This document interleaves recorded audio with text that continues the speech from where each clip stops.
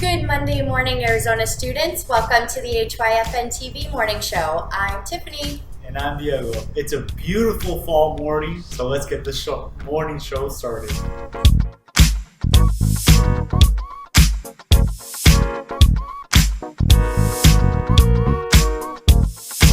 What a busy weekend we had, all the way around, from the news happening around the world to all the sports happening all the way around the valley.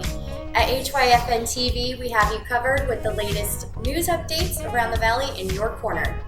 President Joe Biden was at the G20 summit this past week, and leaders of the world's biggest economies agreed Sunday to stop funding coal-fired power plants in poor countries and made a vague commitment to see carbon neutrality by or around mid-century as they wrapped up a Rome summit before the much larger United Nations Climate Conference in Glasgow, Scotland. The summit laid bare the divisions that still exist between Western countries that polluted the planet most historically but are now seeing emissions decline, and the emerging economies led by China, whose emissions are rising as their economies grow. Rumor has it from my 7th grade teacher, the best thing to suck up CO2 was trees. I wonder if that was a suggestion at the G20 last week. So that's what's going on around the world, but here in Arizona, the Cardinals didn't play this weekend, so a lot of Arizona football fans were watching ASU as they played their homecoming game against Washington State. And, well, let's just say it wasn't the homecoming game they hoped for. Washington State went to work against ASU, winning 34-21, and ASU's last touchdown came in the closing seconds of the game, making the score look much closer than it really was. The biggest problem ASU had was the 5 turnovers, with 4 of them coming in the first half, ending with the visitors up 28-7. It was more points than ASU had given up in any full home game since allowing 28 to Oregon on November 23, 2019.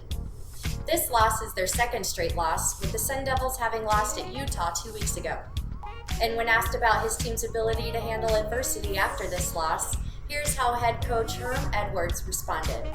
For that, you know, what's kind of funny about that, or what's really strange, is that there's a lot of guys that played a lot of football here. It's not like it's young guys.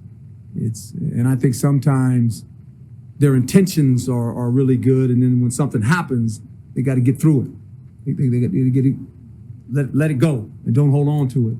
And I think sometimes we hold on to it a little too long. I mean, that's my assessment of it, how I look at it.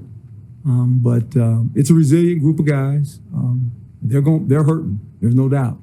They were hurting bad in the locker room. So it's gonna hurt, and it should hurt. You know, it's no fun when you lose, and you lose 2 in a row.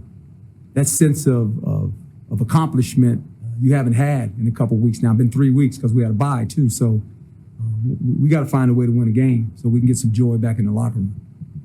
It's been tough being a football fan in Arizona the last few days. What do we have for Motivational Monday